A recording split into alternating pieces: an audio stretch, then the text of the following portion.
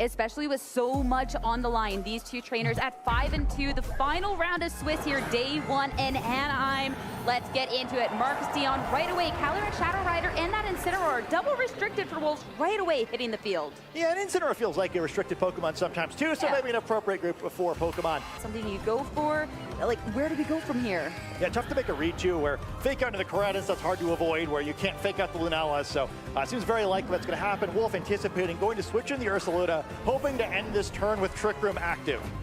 A terrestrialization for the very first turn of this match coming out, and on to none other than the Calyrex Ice Rider. Of course, when you could get like super effective hit from that Koraidon, you got to make sure that you drop that weakness, so we'll get to see that terrestrialization fire coming out. Knockoff from the Incineroar into the Lunala, so much damage coming on out, bringing it down to a third of its health. Glacial Lance is going to be the follow-up. How much damage is it going to be? Lunala is gone, and look how much damage the Ursaluna has taken.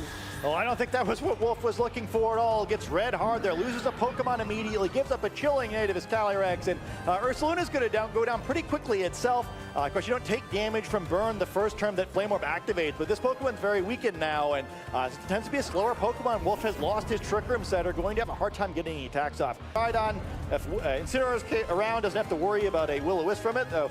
And yeah, I think even would have avoided the attack from Lunala, but close combat coming down, going to pick up a knockout for Wolf. Incineroar instantly gone, clean one-hit KO coming on out.